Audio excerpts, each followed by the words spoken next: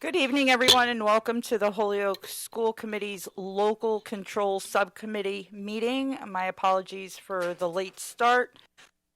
We are going ahead and calling the meeting to order at 5:08 p.m. This evening, we have here in person is school committee member Devin Sheehan and myself, Mildred Lefebvre, and I believe we have our Mayor Joshua Garcia on Zoom. Here. Okay, great. So let's go ahead and stand for the Pledge of Allegiance. I pledge the flag.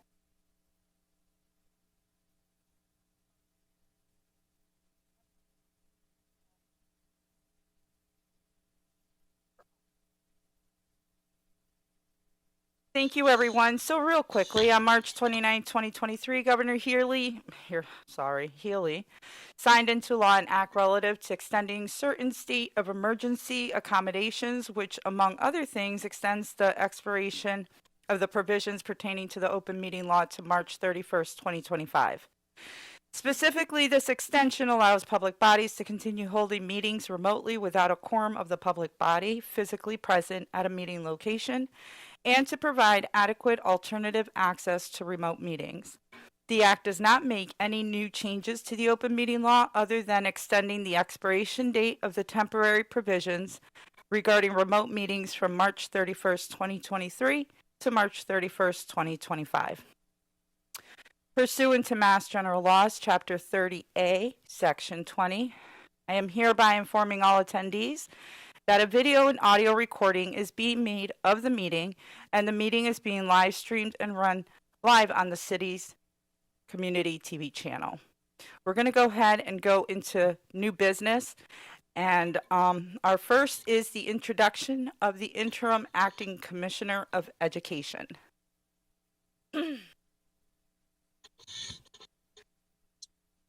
Commissioner Thompson, are you there? We are very pleased that Secretary Tutwiler will be joining us this evening. I mentioned just before we came on air here that, just to repeat then for anyone tuning in tonight, we're driving home separately from Amherst, and at the House Ways and Means Committee meeting today, the testimony went longer than expected, and so he will join us soon. So maybe if we could come back to this item. But we wanted to both be here tonight because this will be my last meeting with you.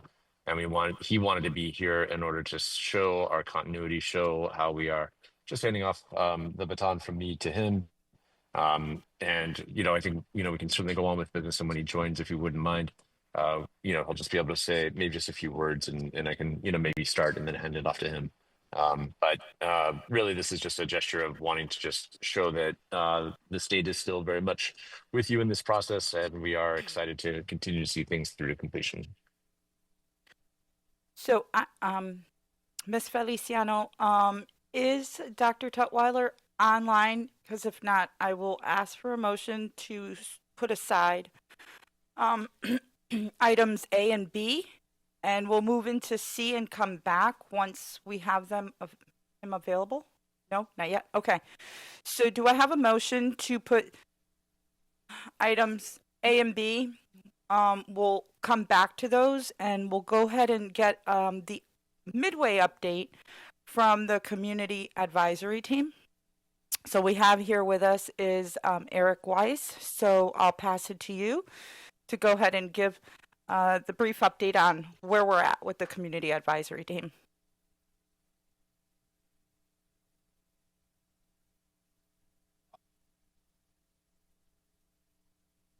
And you can always submit it to us after, and we will definitely put it into the meeting minutes.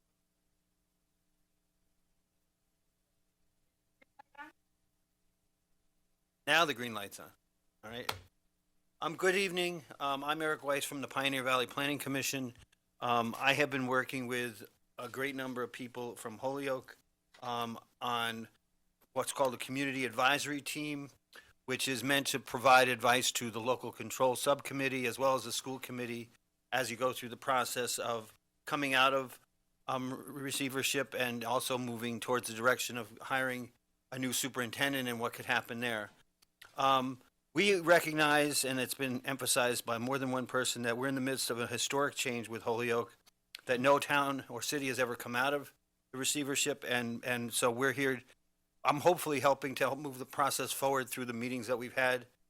It is a very strong-willed group that I'm working with, which I appreciate very much, and there's a lot of important pieces to what we're trying to do that are needed to be accomplished by this group. The two main charges of the committee are, one, to provide direct input and help facilitate broad-based community input. And we've done quite a bit of that already, in which we've solicited, through a series of questions, information from the members of the subcommittee. And we have a whole series of responses there that obviously I will share. And then the next piece, which is what we're just basically starting to tackle now, is to basically help them with the purpose of helping with the receiver's evaluation process, and also what would be going forward towards the new superintendent, to help define the types of questions which need to be asked, the sort of philosophical approach they want the person to have. So they're as well as the necessity of recognition of where they're coming into Holyoke, at what time in the process, as well as recognizing the challenge and difficulties that lay ahead to move this whole process forward. They've been great. They've been very honest in terms of what they'd like to accomplish and what we need to accomplish. We've met so far 3 times, January 27th, February 10th, and March 10th. We've made really good progress on the first item in terms of getting some input from that community, and we're moving towards the other community as well. And I'm here to now to say today that after some meetings earlier in the day, we were able to come up with a calendar which also meets the city's needs, in which the next community advisory team meeting will be April 7th. There will be a community forum on the 22nd. There'll actually be 2, one in Upper Holyoke, one in Lower Holyoke, and that was by your request. Those will be live, and there'll be food and childcare, and we're looking for the community as a whole, at large, to come in and give us some commentary. We will also do a virtual community forum on the 29th for those that can't make the live version. And then following that, we'll bring everything to the next, I don't want to keep calling it CAT, but the Community Advisory Team meeting on May 5th. So we've ironed out the schedule for the rest of, so not the rest of it, but to get us all the way to May 5th and then take it from there, which I think is just fantastic. I also wanted to make a point of trying to at least demonstrate to the members that are here the types of comments that we've gotten back. And I'm reading them. I'm just going to read a few of them verbatim that we received from the group, just to give you the idea. Again, and I will submit this back. But that we're working with great schools to get community input, and we've set up a whole schedule that goes with that. And we've already heard many comments. Things like, the next iteration of the Holyoke Public Schools needs to take the right path. We need more opportunities like this to collaborate together. It's really been found that this group, it doesn't matter to me if you keep it or not, but keeping a group involved, a community group, I think could be really healthy as you move this process forward. That seems to be something that welcomes opinion and also welcomes diversity of opinion, which is a good thing. People are feeling like they can be part of something, that they can help the city. They want to be part of a positive change. They like being part of a process. The idea of gaining some more local control as they move through this process appeals to a great number of people. They also want to make sure that there's a voice for youth and families and educators and residents, that it's a wide array of people you're talking to. The sense in the room that the community spirit is amazing. It was a good one. We kind of dwelled on that thought for minutes. The fact that they all believe that there's a core group of people that remain very much with high regard for Holyoke and the Holyoke school system, regardless of the number of people in changing positions, and that they believe that Holyoke is both resilient and supportive. They really want to do better, to empower parents, to empower students. They know that the key to that long-term, whoever is superintendent, has to be to encourage communication at all levels and have all different levels talk to each other. They like the idea of it being solutions-focused, i.e. actions and not just words. That they all believe that Holyoke is a great place to live and it has a strong sense of self. that they believe that building pathways to communication is important, and I'll wrap up with a couple more here. They want to see more accessibility and more opportunity for all constituents to collaborate throughout the city, and for there to be a message of the great worth of public education. The reason I wanted to share those with you is I'm not saying we have solutions inside of that, but you have a whole group of people. There's over 30 people that are part of the group that are certainly expressing what they would like and what they believe Holyoke can do. And they all believe that Holyoke can do some great things, and that part of this process is to make sure that it's well defined. I think the next 2 months worth of work will be able to really iron and put in place or solidify what we're looking for in terms of that type of information. I'm very much looking forward to working with the committee over the next little while here to get that part done. And I also know that one of the keys to the success of this project is to make sure that there's the kind of continuity and sense of belonging within it that everybody needs. I don't claim to have all the answers. I've been brought in my role as a facilitator. I don't have all the answers for public education. Nobody does. But I think that Holyoke is doing a really good, not just a good thing, but a good piece of trying to understand the problems and the challenges you'll have going forward from a multiple layer of positions. And I think that's going to help you and be a key part of how you move forward with both the evaluation process and the hiring process. I know how important that is to help move the city in the right directions. So that's where we are. We're going to get a lot of good stuff over the next set of meetings, between the next community advisory team meeting as well as the community forums. There's going to be a lot of people putting a lot of energy to make sure those forums come out right, and we're looking forward to working with everybody on that. Thank you so much, Sure. Mr. Weiss. So, with that being said, I don't know if any of our members of the local control subcommittee have any questions or comments as to so far on the process of the community advisory team. Irene, I can't see from that end, so I don't know if our mayor has his hand raised. I'm not on the Zoom part. Maybe I'll just ask. Mayor Garcia, do you have a question or a comment? At the moment, no, but I'm going to be walking in about 30 seconds. Oh, okay. All right, so I'll talk real slowly, just in case. Mr. Sheehan. You said that the 29th is one of the forums. Is that April 29th? Yeah, it's the Okay. it's the virtual one. Right. Yeah. And so can you just go over again what the goal is out of those forums and what you're imagining those to be like? The next piece is a key piece in the community feedback piece, that what we are trying to do through what is defined as the receiver evaluation process is help collect and define some of the evidence and identification of focus and performance indicators, which means we're trying to provide you with sort of points that you can look at or information you can use as part of that process from the perspective of the people that are in the room, not from the administration's perspective or the school committee's perspective, but from the people that are like working in the district and in that perspective. So one of the things that I did after I attended your last meeting, and I want to say it was March 10th, Okay. and by what I had heard, and plus the other videos that I had watched your first two Yep. meetings, once I took over as chair for the subcommittee, I wanted to see kind of like what was it that was happening within these meetings, and making sure that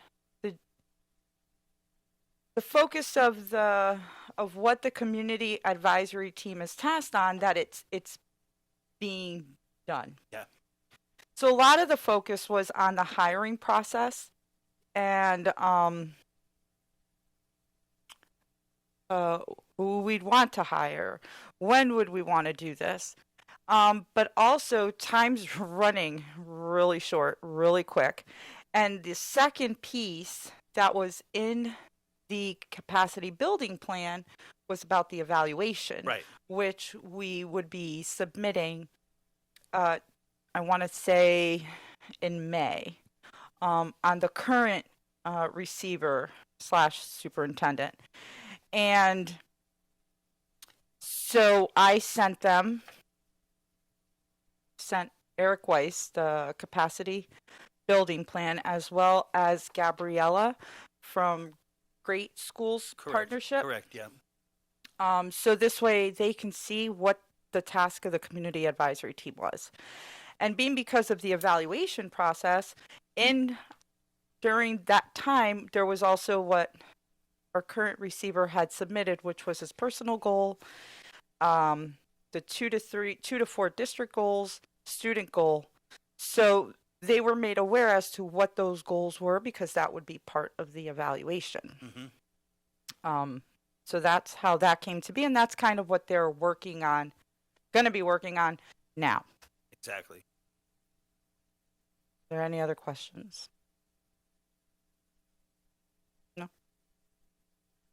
Oh, Mr. Shan. So can you tell me what how the collaboration has worked with Great Schools Partnership, what they've done, what you've done, and also when they started on the project? I don't have that exact date in my head, to be honest, but they were coming in electronically for the first couple of meetings, but they're going to have a strong presence at the community meetings and at the next meetings as well. In terms of being here, we had that discussion with them today. So they're very much engaged at the community level, especially when we get to the community forums, which was the intent of the way the original scope was written, that they would have more focus there. We'd back off and let them work more on that part as we worked on other pieces. Yeah, the Great Schools has the the community engagement component, but I believe, what was her name again? Gabrielle has been going to each of your meetings. Yes, she did either electronically or physically, but it's just, so from my understanding, I think she's going to be helping with drafting the survey, facilitating the public meetings, all that stuff. Yes. Right.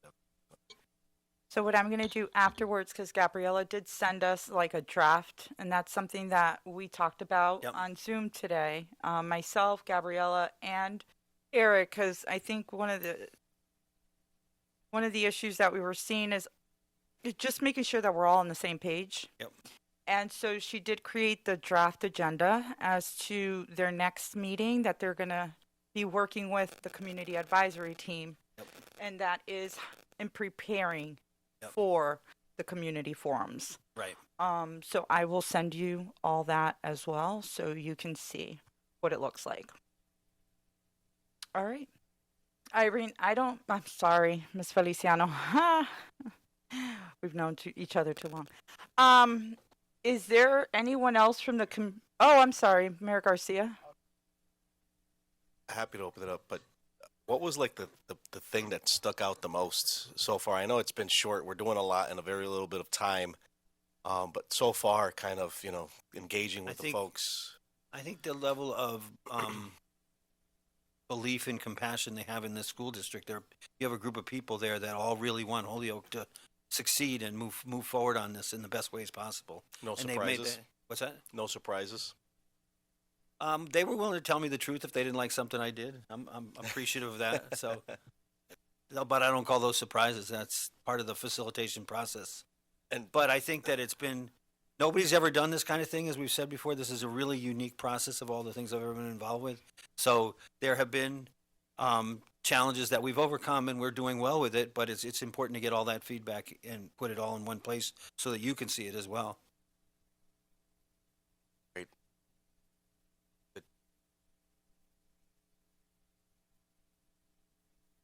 Okay. We do have Gabriella from Great Schools Partnership. If you'd like to say a few words.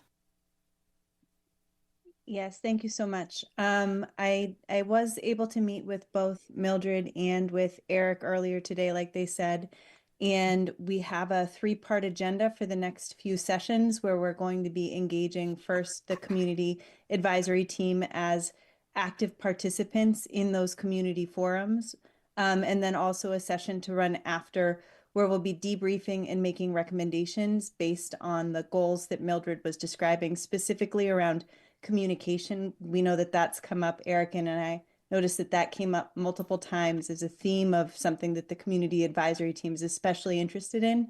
And we know that that is one of the goals that we're going to be providing feedback on. So I'm really excited, and it has been I know I've been participating virtually for the meetings, but it's been really great just to listen to the perspectives of the community members and some of the really amazing programming that is happening in Holyoke.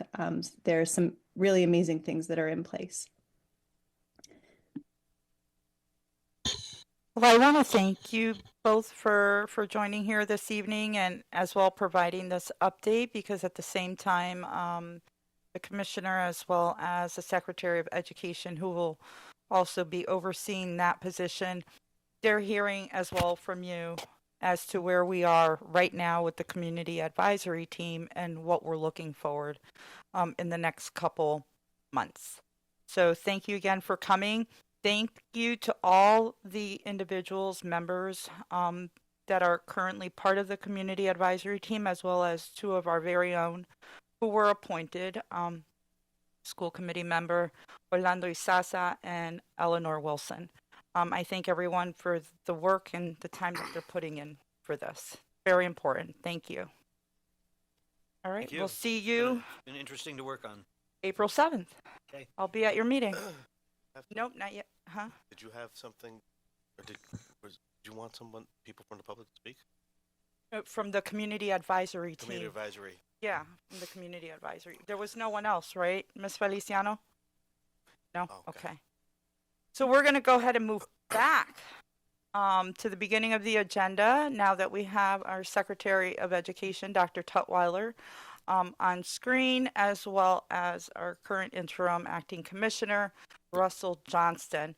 So we're going to move with the first one, which is the introduction. Thank you so much for being here with us this evening, and I'm going to pass the mic to you. So, Do you? please. Oh, I'm sorry. Go ahead, Commissioner.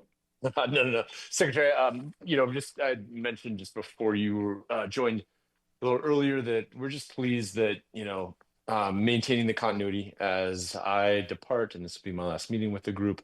So really, just welcome you to this group tonight. Just so pleased that you're able to join, and you've stayed really close with this work all throughout. The team here maybe wouldn't be as aware of that, so I just wanted really appreciate you being able to be here tonight. I think you got home just before me from Amherst, and so I appreciate that you can be on screen and just share your words of encouragement with this group who have done such good work to prepare for the end of receivership. Yeah, Commissioner. I mean, you stole my thunder. First, I'll name I broke no traffic laws getting home from Amherst, but I do apologize for being late. It was my intention to be on with you at 5 p.m., but just want to extend my greetings first and foremost. Mayor Garcia and members of the committee, Superintendent Soto, who I've known for some time, going back to my days as superintendent in Lynn. The commissioner and Lauren have kept me intimately apprised of the work happening in Holyoke, and I very much look forward to partnering with you over the next period of time, which I assume will be just a few months before we appoint a permanent commissioner, but look forward to working with you as we continue to take the steps forward as you move out of receivership and into your next step in your path forward. Again, I'm happy to be here and look forward to working with you. Thank you so much for taking the time to be here this evening. I think it's really important as we're transitioning now that Commissioner Johnson will not be continuing on in the role, that transition as well within the department is very important because, again, Holyoke wants to get out of receivership. We don't want no delays. All right? Okay. So with that being said, and the most important part on the agenda as well, is the exit assurances. So I'm hoping that that's something that can be presented this evening from DESE's end so that to the local control and find out what it is exactly, what you mean by exit assurances and what they may look like. Absolutely. So since the beginning of this transition, we've been talking about these exit assurances, and I'm happy to peer into them more closely this evening. So the way that the statute and regulations are worded relative to, district that's placed in receivership and schools as well, is that when we come to the end of receivership, the commissioner has the authority to maintain aspects of the turnaround plan for a period of 2 years that can be renewed beyond 2 years if there's something like an additional district review. But for the purposes of this conversation, let's start with kind of a 2-year mindset on the continuation of aspects of the turnaround plan, with the idea that, the improvement has occurred, and we've talked about this with Holyoke all along, right? We are pleased to see the effort that has been put into improving outcomes for students. And we know that that work is not done. We know that student outcomes aren't where we want them to be entirely yet. And so our ability to maintain aspects of the turnaround plan post receivership is a signal to say there are aspects of the work that we need to make sure are maintained post receivership. And if we were to be silent on them, there'd be a concern that, would anything change? We don't want this to sort of be like the end of receivership and then everything changes. It's more like the end of receivership and the improvement work that's gone on will continue to go on. And so when you look at the turnaround plan, it's organized around the strategies that are named for the district that relate a lot to, curriculum, that relate to professional development, that relate to community engagement.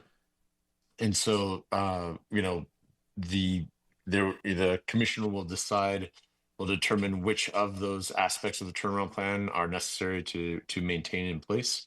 And the good news about that is that Superintendent Soto has developed a strategic plan that's well aligned with the turnaround plan.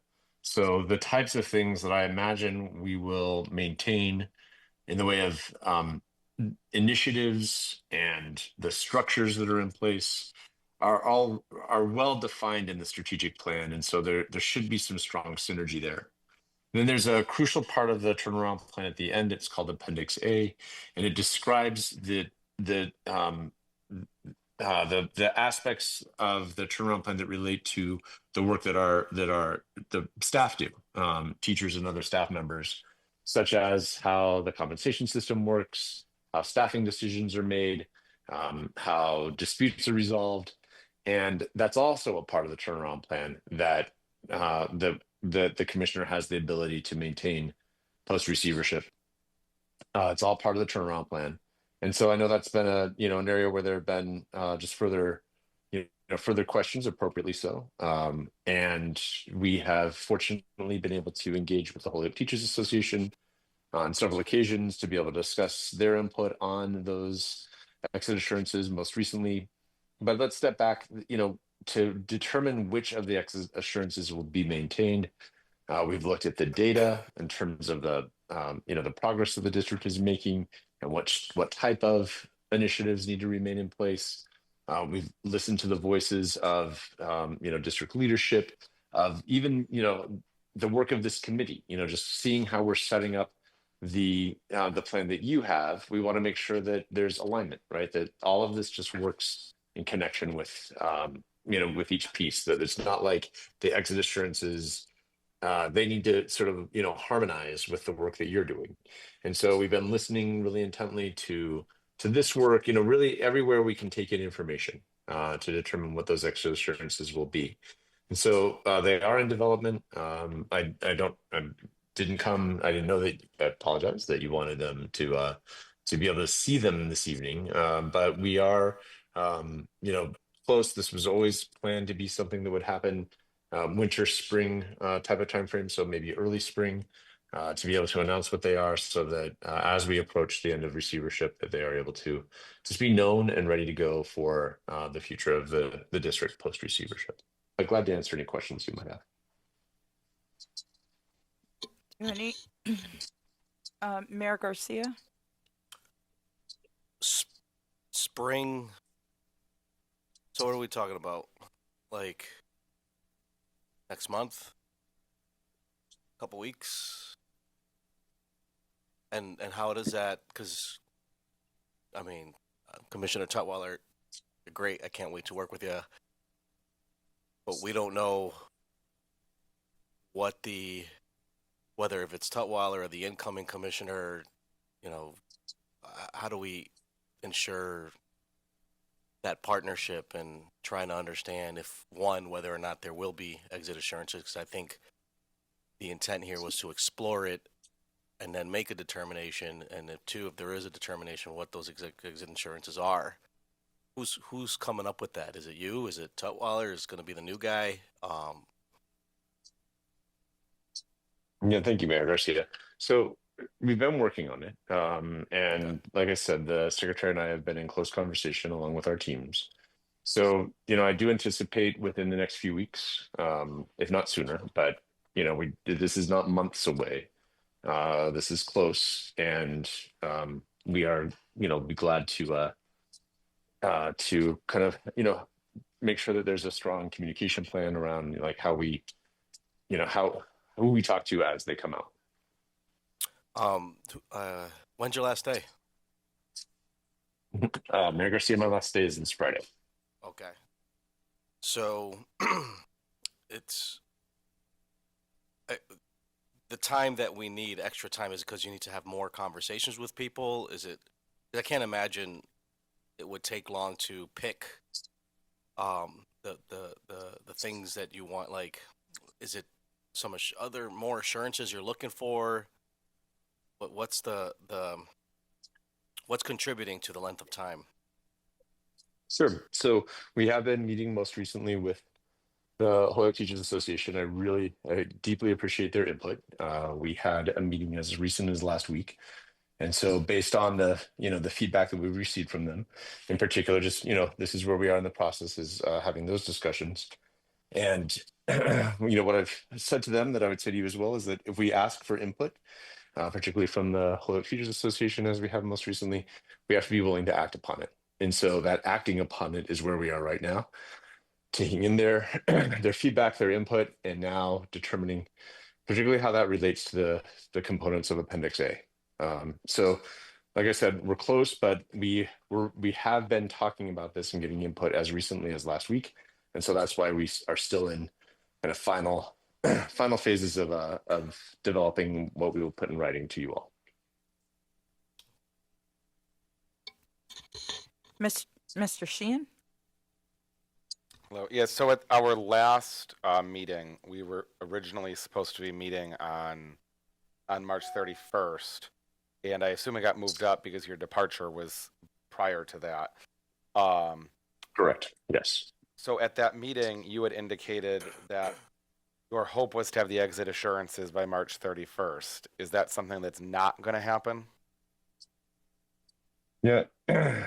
Sheehan, I appreciate the question. And I think where I know a date, I will always give it. And so when I say that it will happen soon, and we're talking about weeks, not months, because we have wanted to be attentive, because we have wanted to make sure we take in additional feedback and considerations. And like I said, most recently from the HTA, we think it's important that we get it right and that we do it well. And so, yes, March 31st would be ideal, but I don't know that we'll be able to deliver. I can't say for sure if it'll be exactly by. That's why I'm saying weeks, as opposed to a date certain as we continue to finalize this work. And then I guess my next question is probably for the secretary, since he takes over on Saturday, if your last day is Friday. But are you committed that the school committee will be the first group to get those exit assurances, or will they be distributed to others before those are distributed to the school committee?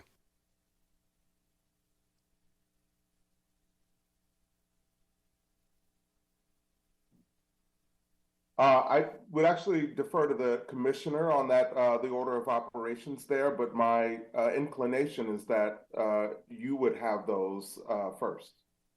Okay. Yes. And like I mentioned, this is where, just a careful communication plan will be important. And, also obviously including the mayor.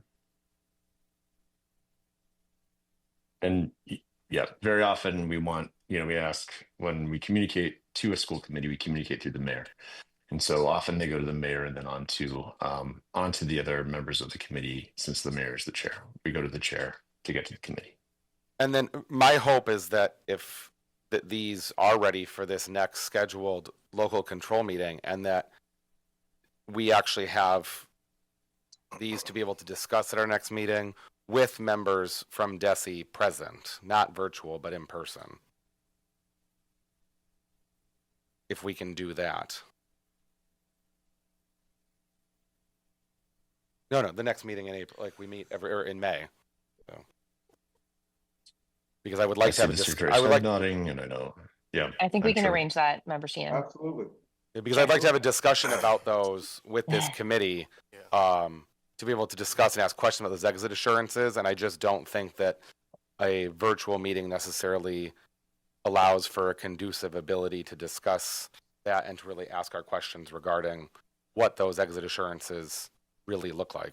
Isn't today the last day for the virtual thing? Has it been extended yet? It's extended till 2027. Oh, it has been extended. Mayor Garcia? Yeah, I guess. So let me ask you this: has there been a determination made to go forward with exit insurances, or are we still thinking about whether or not we want to put exit insurances in place? We believe that exit assurances are necessary because we look at all of the turnaround plan. And so are there components of the, for example, when I spoke with the Holyoke Teachers Association, I said to indicate, my level of willingness to accept input is, around Appendix A, if there would be exit assurances related to Appendix A, because I didn't want to begin the conversation with, that to indicate that I wasn't open to their feedback, and so at all.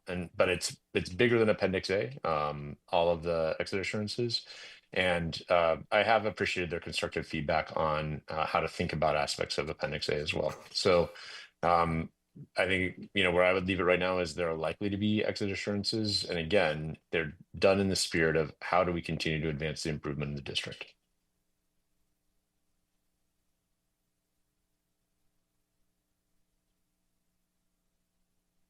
So that's a yes, that there will indeed be exit insurances in place. We will have them. It is likely, yes.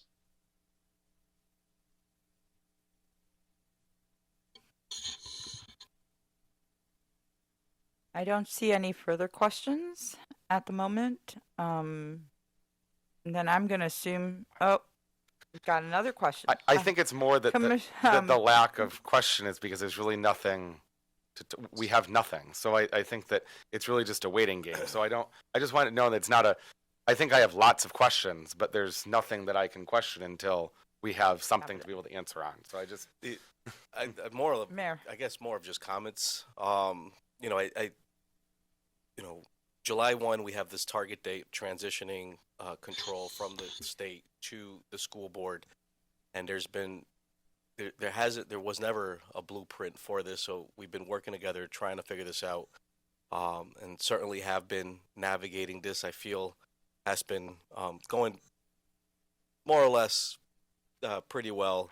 I just a little worried about what, as far as our process is concerned. I know for me personally, and I'm sure from other members, I've heard other school committee members say it, we want to have as smooth as possible transition with little interruption as possible.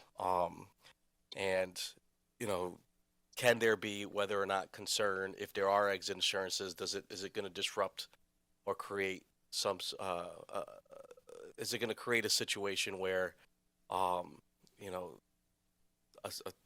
where that smooth transition is not so smooth? Or if there isn't any assurances, same concern. I don't know. I'm curious to see what's going to happen when we do hear back from the state. He said likely. There might be a chance, hearing likely, that maybe not. But if there are, I'm curious to see how that's going to be accepted from the school board, from my other colleagues on this body. Because I'm just one voice, and then there's a handful of us. I'm curious to hear how stakeholders are going to respond, how parents are going to respond, and if whether or not that's going to contribute to our ability to be able to achieve our end goal here, which is local control beyond July 1 to this school board. So as you go forward, Commissioner, and good luck with your with your departure, and Commissioner Tutwiler, I know you guys are working hard to find a replacement. It's not an easy task in front of you to make these terminations, and I'm sure you got the whole Commonwealth on your shoulders. Just understand, I would like to offer you some caution, and good luck with coming up with your conclusion on that. Appreciate that. And maybe just, one thing to remember is that the turnaround plan and the strategic plan that are in place right now work closely in concert with each other. And that strategic plan was developed with a very extensive community engagement. And so it's really just ensuring that those practices continue, but those practices are well established through community input. So again, I appreciate your caution. I appreciate your words of wisdom there, Mayor, as I always have. And we will make sure that we continue to stay in contact with you about this as we get to this final piece of the puzzle. Mr. Sheehan. Yeah, and I guess I just want to voice some concern that I have, or some worry, and maybe it's unfounded, but I think that as we went through this process, and I think about back to when the committee made the decision to appoint Mr. Soto as the acting superintendent for a year, that the whole thing was stability for the best of the district. And I guess my caution is that we're going from one commissioner to another commissioner to another commissioner in a very short amount of time.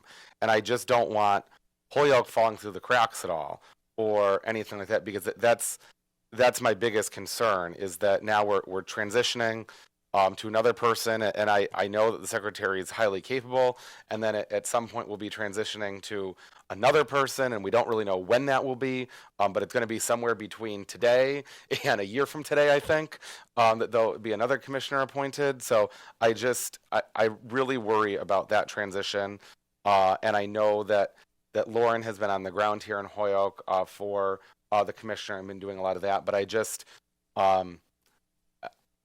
it's also something that this committee also needs, and this subcommittee and the school committee needs the same type of reach to the commissioner's office that we shared with Commissioner Johnston. And I just hope that is still going to be the case, given the also lofty load that the secretary carries, serving in both those roles.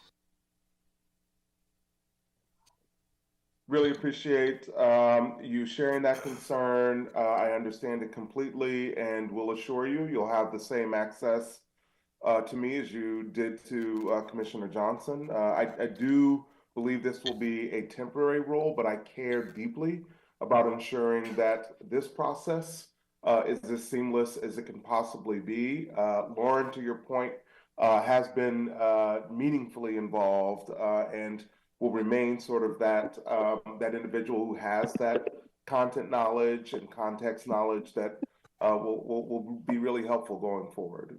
But access will not be an issue. Is it going to be you, Lauren? No, Mayor. No, not me. He's like, I don't think so.